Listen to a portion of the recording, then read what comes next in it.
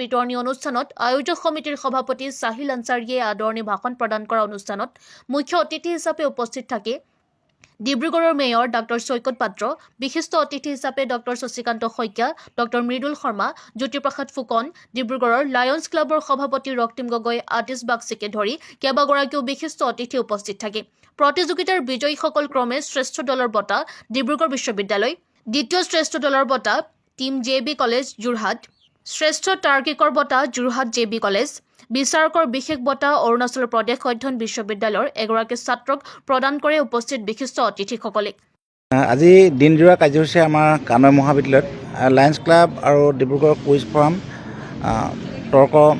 ফৰামৰ উদ্যোগত এখন তৰ্ক প্ৰতিযোগিতা সম্পূৰ্ণ হয় আৰু যিটো বিষয় ইয়াত লৈছিলে খুব এটা সুন্দৰ বিষয়, সাম্প্ৰতিক সময়ত এটা চৰ্চিত বিষয় ইউনিফৰ্ম চিভিল কোডৰ সম্পৰ্কত। গতিকে আমাৰ বিভিন্ন প্ৰান্তৰ পৰা বিশেষকৈ অসমৰ বিভিন্ন প্ৰান্তৰ লগতে অৰুণাচলৰ পৰাও প্ৰতিযোগী আহি অংশগ্ৰহণ কৰে আৰু এই যি প্ৰতিযোগিতা সম্পন্ন হয় আমি আশা কৰিছোঁ যে ইয়াৰ পৰা আমাৰ যুৱ প্ৰজন্ম ভাৰতক নেতৃত্ব দিব পৰাকৈ বা ৰাজ্যখনক নেতৃত্ব দিব পৰাকৈ সমগ্ৰ বিশ্বক নেতৃত্ব দিব পৰা শ্ৰেষ্ঠ আমাৰ যুৱক যুৱতী আমি লাভ কৰিছোঁ আৰু